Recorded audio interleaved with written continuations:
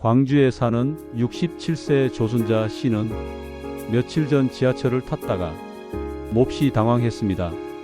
자리에 앉자 옆에 있던 여성이 조용히 고개를 돌리더니 다른 좌석으로 옮겨 앉더라는 거예요. 내가 냄새가 나나? 순간 얼굴이 화끈해졌다고 합니다. 하지만 집에 돌아와 옷을 맡아봐도 아무 냄새가 안 납니다. 이럴 수 있을까요? 결론부터 말씀드리면 네, 그럴 수 있습니다. 자기 몸 냄새는 본인이 가장 모르기 때문입니다. 피부과 전문의로서 정말 많은 분들이 나는 냄새 안 나요 라고 하시지만 사실은 주변에서 다 느끼고 있는 경우도 적지 않습니다. 지금 이 영상에서 여름철 몸 냄새가 나는 원인부터 냄새를 없애는 정확한 방법까지 전문적으로 그리고 쉽게 설명드리겠습니다. 시작 전에 이런 건강 정보가 도움이 되신다면 구독과 좋아요 한번 눌러주시면 큰 힘이 됩니다. 자, 그럼 본격적으로 알려드릴 거. 우선 왜 어떤 사람은 냄새가 많고 어떤 사람은 거의 없을까요? 여기엔 두 가지 이유가 있습니다. 하나는 타고난 유전적인 원인, 또 하나는 생활 습관입니다. 먼저 유전부터 설명드리겠습니다. 사람의 겨드랑이 땀샘에는 아포크린샘이라는 게 있는데요. 여기서 나오는 땀은 냄새를 유발하는 성분을 포함하고 있습니다. 그런데 한국인은 이 아포크린샘이 거의 없습니다. 왜일까요? ABCC11이라는 유전자가 특정한 A형 변이로 바뀌면 아포크린샘이 잘 발달하지 않는데요. 한국인은 이 A형 변이가 거의 100%입니다. 쉽게 말해 한국인은 원래 체취가 적은 민족이라는 거죠. 그래서 유럽인이나 아프리카계 분들이 한국에 와서 놀라는 겁니다. 왜 한국 사람들은 땀을 흘려도 냄새가 안 나지?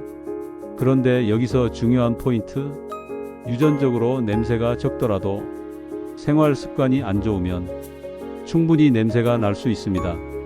특히 어떤 분들이 그렇냐면요. 땀을 많이 흘리는 분들, 당뇨나 고혈압, 비만이 있는 분들, 자주 샤워를 못 하시는 분들, 인스턴트나 육류 위주로 식사하시는 분들, 이런 경우엔 몸에서 나는 지방산, 암모니아, 황 성분이 땀과 만나 불쾌한 냄새를 만들어냅니다.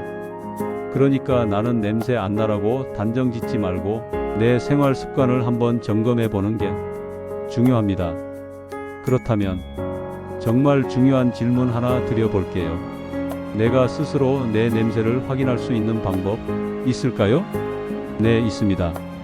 제가 진료실에서 환자분들께 가장 자주 말씀드리는 방법이에요. 1. 샤워한 직후 벗어둔 옷의 냄새를 맡아보세요. 특히 겨드랑이 쪽이 중요합니다.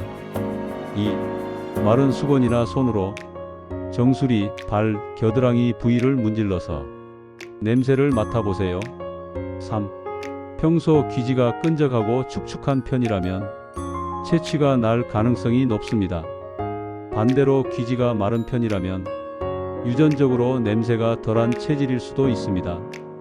여러분은 어떠신가요? 댓글로 남겨주시면 서로 도움이 될 거예요. 지금까지 왜 냄새가 나는지, 어떤 체질이 체취가 심한지 알아봤다면 이제 다음은 냄새를 줄이는 구체적인 방법 설명드릴 차례입니다. 피부과 진료실에서 여름에 가장 많이 듣는 말이 있어요. 땀 냄새가 너무 신경 쓰여요. 사람 많은데 가기가 겁나요. 그럴 땐 꼭 이렇게 말씀드립니다. 땀은 막기 어렵지만 냄새는 충분히 줄일 수 있습니다. 그럼 지금부터 생활에서 바로 쓸 수 있는 냄새 줄이는 방법 알려드리겠습니다. 가장 먼저 중요한 건 땀이 마르기 전에 닦는 겁니다. 땀 자체는 냄새가 거의 없어요. 문제는 마르면서 생기는 세균입니다. 이 세균이 단백질을 분해하면서 불쾌한 냄새가 만들어지는 거예요. 그래서 땀이 나기 시작하면 마른 수건이나 티슈로 가볍게 닦아주는 게 좋습니다. 혹시 외출 중이라면 클렌징 워터나 항균 티슈가 유용합니다. 특히 겨드랑이나 발바닥은 땀이 많고 냄새가 잘 나는 부위라 조금만 신경 써줘도 확 달라져요. 이런 제품들 여러분은 가방에 챙겨 다니시나요? 갈아입을 옷 한 벌 넣는 것도 여름철 좋은 습관입니다. 조금 귀찮더라도 한번 갈아입으면 기분도 개운하고 냄새도 확 줄어듭니다. 또 하나, 손선풍기나 부채 요즘 많이들 갖고 다니시죠? 땀이 나는 부위를 조금만 말려줘도 냄새는 덜해집니다. 이런 방법들 지금까지 해보신 게 있다면 댓글로 꿀팁 나눠주세요. 다음으로는 냄새를 더 줄일 수 있는 특별한 방법, 피부과에서 추천하는 방법들을 소개할게요. 첫째, 약국에서 쉽게 구할 수 있는 땀 억제제를 바르는 겁니다. 이건 땀샘을 일시적으로 막아서 땀이 덜 나오게 해주는 원리인데요. 일주일 정도 효과가 지속되는 제품도 있어요. 단, 땀이 정말 많은 분들은 효과가 조금 약할 수 있습니다.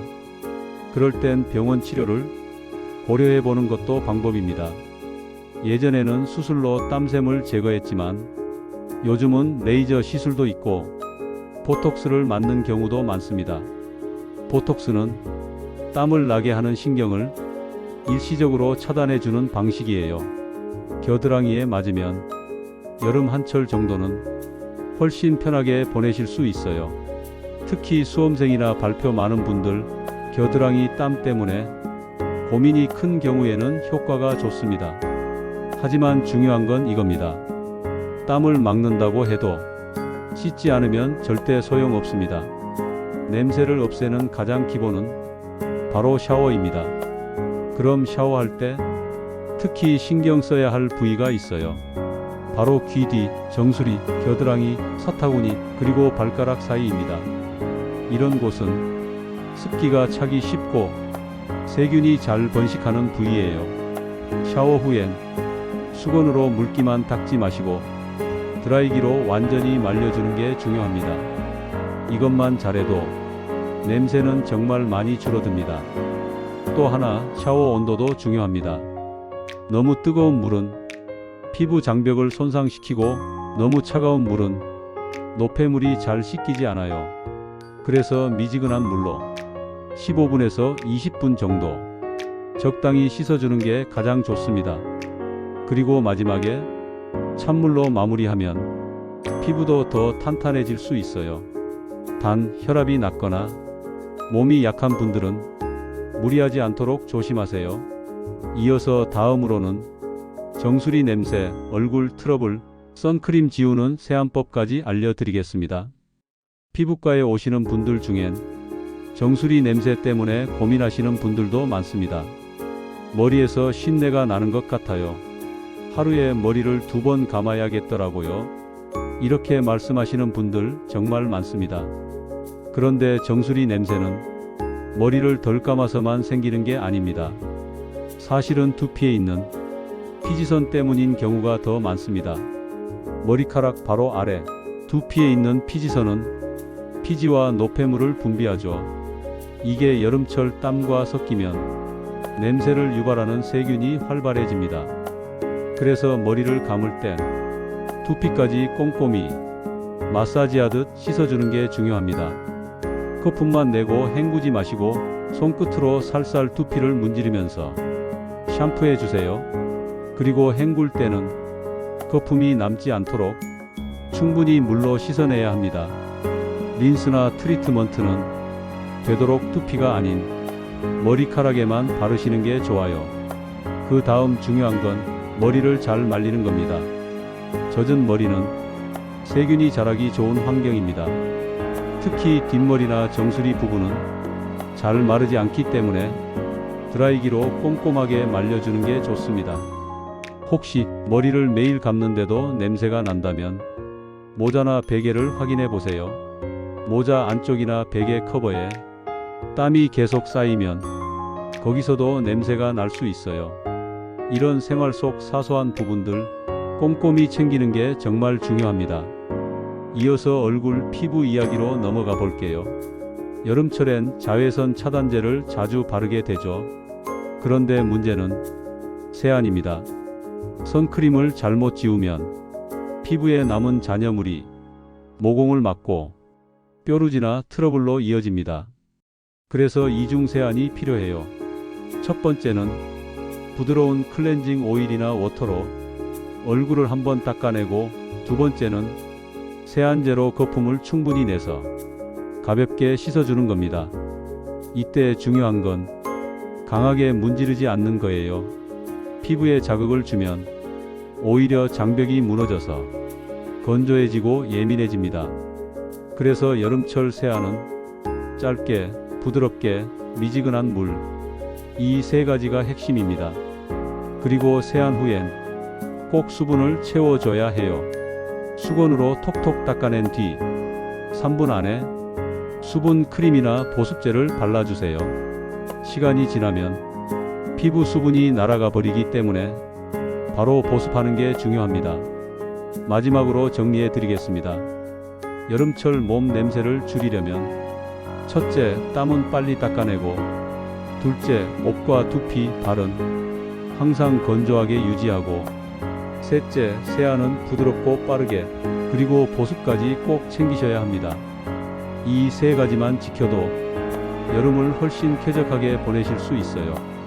혹시 오늘 영상 보시면서 궁금했던 점 있으셨나요? 댓글로 남겨주시면 제가 정리해서 알려드릴 거, 도움 되셨다면 좋아요와 구독 한 번만 부탁드릴게요. 다음 영상에서 더욱더 유용한 건강 정보로 찾아오겠습니다.